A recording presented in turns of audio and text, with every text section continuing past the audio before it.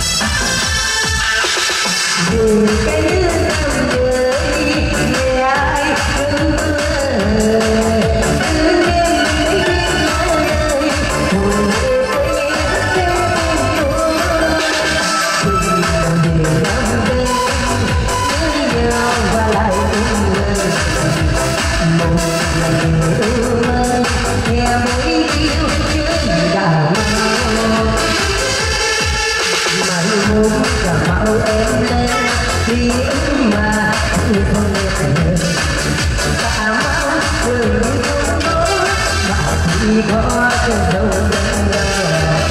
hướng đến một nơi khi cái nơi thật là ta mắt nhau điều ta mau là thấy em nhưng đôi lúc em biết rằng buồn đến sai không sao em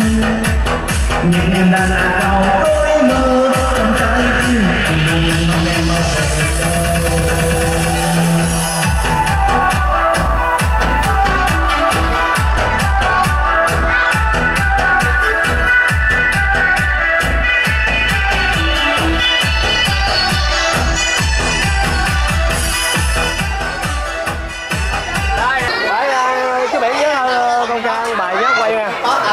con nhảy luôn á.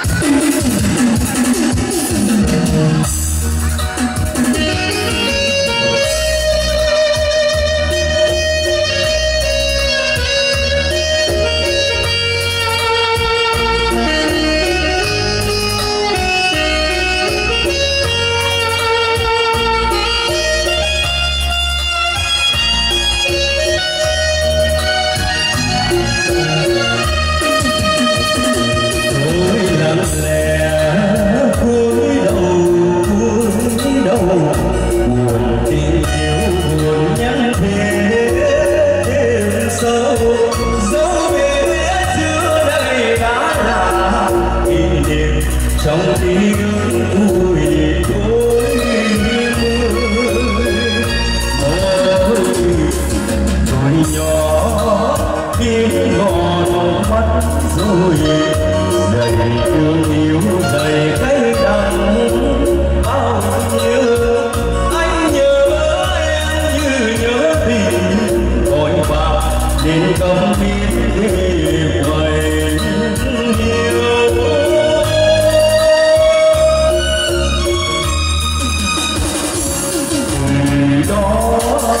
đêm môi đỏ lửa tôi đốt cả yêu tư quên đời không có khói hồng lấy bạn bè đôi đứa thân này đã đợi mặt rồi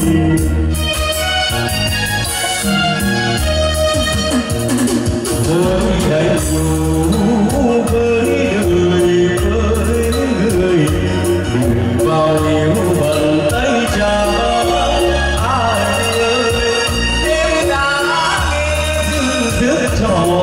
đọt buồn nên câm nín để hoài yêu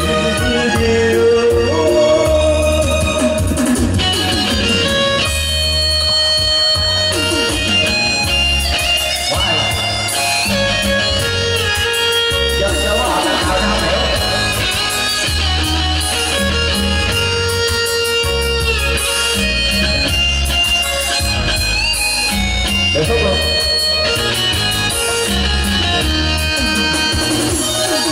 từ đó đến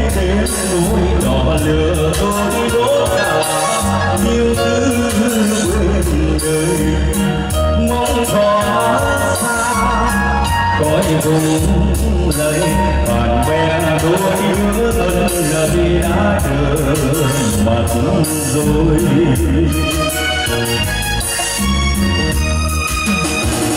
với đầy dù với đời vào yêu phần tay cha ai ơi em đã nghe thức trò đọt buồn đến trong cuối vòng đồ mưa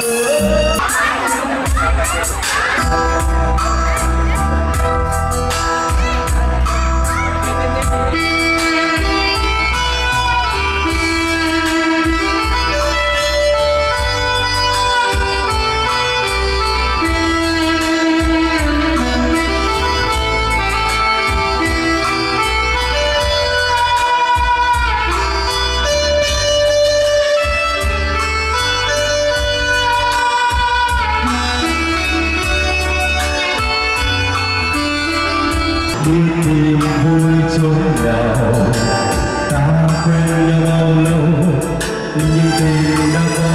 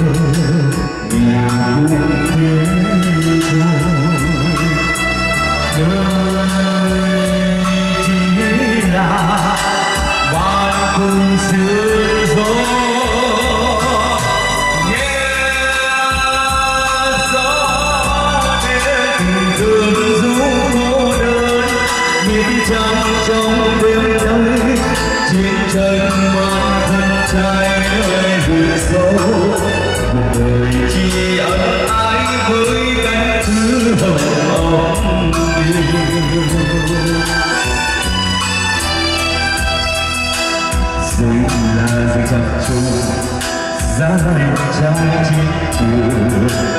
đêm nay sao với hương xa lìa từ nơi người thương ngày anh lên đường chiến đấu hoa lòng đã chốt tình yêu nhưng chờ đâu thấy người ơi chờ đến xuân về chiều.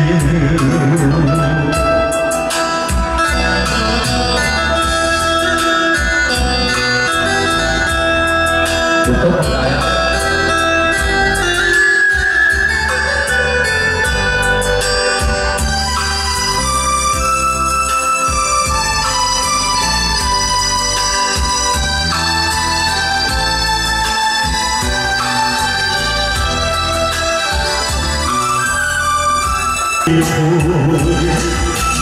Tôi chỉ là đàn công xưa gió nghe gió đêm tình cơn du cô đơn biến chân trong đêm nay trên trời mang thân trái đời rừng sâu cuộc đời chỉ anh ái với cánh thứ hờ âu yêu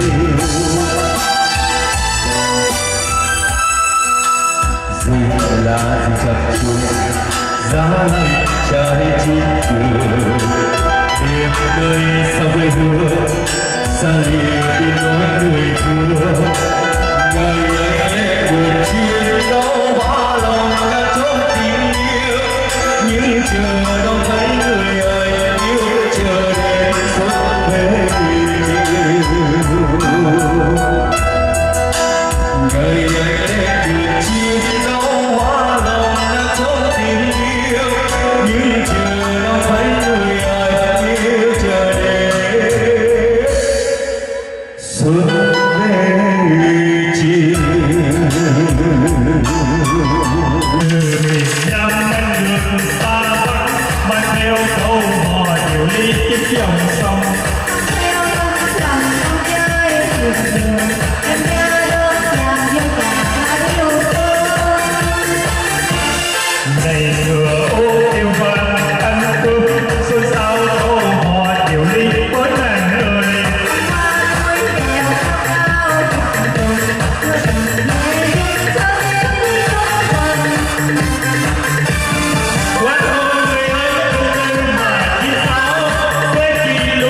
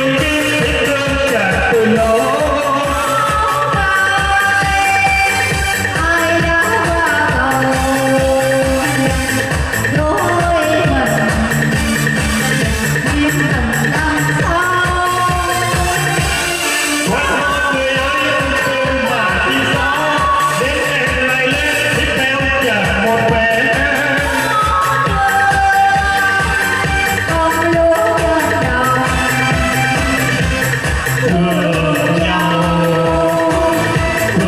lý đơn hồng tớ hồng quen bỏ người ơi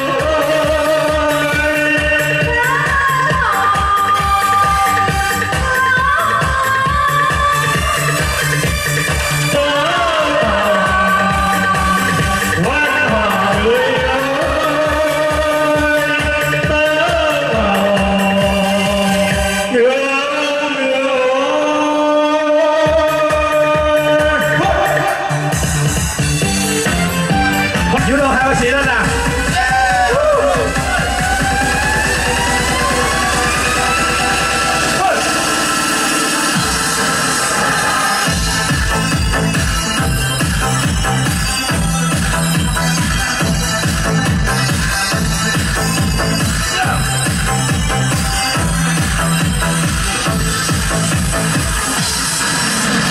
Trong mắt người xa quá để đâu đây đi vòng hòa bình lệ nhạt nhòa đôi mắt long lanh như đi con mắt còn nhẹ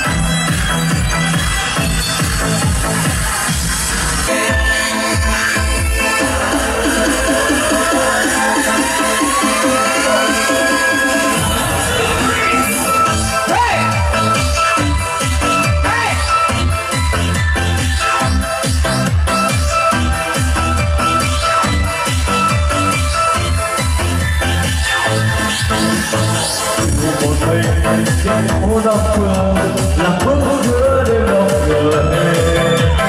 rồi một ngày em bỗng đi qua thì âm con tình lẻ loi vương người ba anh vẫn đam mê sẽ tìm đời ta không rời không thể không còn sao hết không thể không cùng ai sống mãi xa một nơi ôi tôi yêu em lời yêu anh đi khó chẳng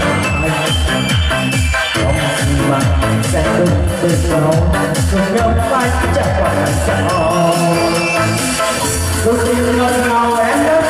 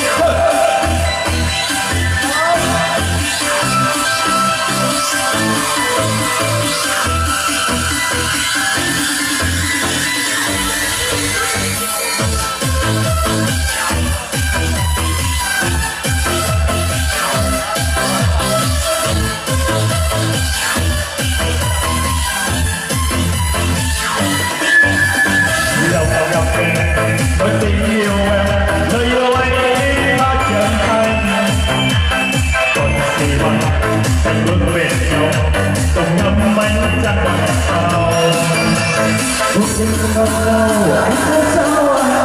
làm trái tim anh cậu thơ để mà chung chỉ sống hai ta thế anh người Mỗi ta đi đông người đem tình yêu xuyên trắng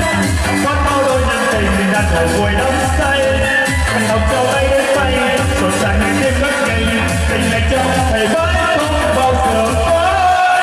ấy chỉ là tình đến giờ tình với chúng ta nhưng anh sao mà trời chỉ là tình đúng như thầm anh đã